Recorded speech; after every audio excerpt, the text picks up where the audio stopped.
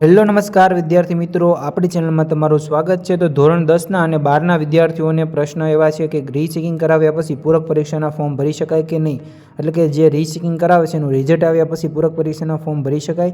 તો વિદ્યાર્થી મિત્રો, એ માહિતી આપું એ પહેલાં જો તમે અમારી ચેનલમાં નવા હોય તો ચેનલને સબસ્ક્રાઇબ કરી દો અને બાજુમાં આપેલું બેલ આઇકન દબાવી દો, જેથી કોઈ પણ વિડીયો મેકવું એટલે તમને તરત જ નોટિફિકેશન મળી જાય। તો સૌથી પહેલાં વિદ્યાર્થી મિત્રો, એવા વિદ્યાર્થીઓ જે પૂરક પરીક્ષાના ફોર્મ ભર્યા હોય એ રીચેકિંગના ફોર્મ ભરવા ઈચ્છતા હોય તો અત્યારે ભરી જ શકે છે।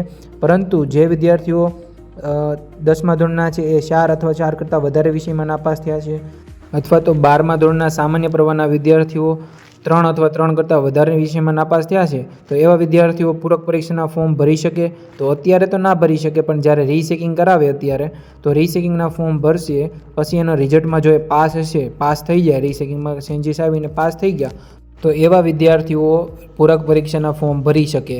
જ્યારે રીચેકિંગનું રિઝલ્ટ આવે ત્યાર પછી એક અખબાર યાદી આવતી હોય છે, એમાં માહિતી આપતા હોય છે કે જે વિદ્યાર્થીઓ 10મા ધોરણમાં અભ્યાસ કરે છે એને રીચેકિંગનું ફોર્મ ભર્યું હોય, ત્યારબાદ રીચેકિંગમાં કોઈ પણ ચેન્જીસ આવ્યા પછી 3 અથવા તો 3 કરતાં ઓછા વિષયમાં નાપાસ હોય એવા વિદ્યાર્થીઓ પૂરક પરીક્ષા આપવા ઈચ્છતા હોય તો પૂરક પરીક્ષા આપી શકે છે। એવી જ રીતે 12મા ધોરણ માટે પણ એવું જ હોય છે કે જે વિદ્યાર્થીઓ 2 અથવા 2 કરતાં ઓછા વિષયમાં નાપાસ થતા હોય, જે રીચેકિંગના ફોર્મ ભર્યા પછી એમાં ચેન્જીસ આવ્યા પછી, તો એવા વિદ્યાર્થીઓ પૂરક પરીક્ષાનું ફોર્મ ભરી શકશે, પણ ક્યારે?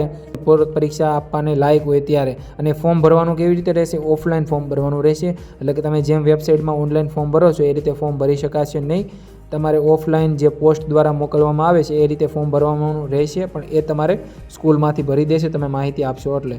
અને કાંઈ પણ બદલાવ આવે, આ તો 2023માં આવી રીતે જ હતું, પણ 2024માં કાંઈ પણ બદલાવ આવશે તો એની માહિતી હું તરત જ તમને પહોંચાડી દઈશ। તો એ માટે તમે ચેનલને સબસ્ક્રાઇબ કરી લો અને બાજુમાં આપેલું બેલ આઇકન દબાવી દો। વધુ વિશેષ માહિતી જોઈતી હોય તો તમે કોમેન્ટ કરીને જણાવી શકો છો। જય હિન્દ, જય ભારત।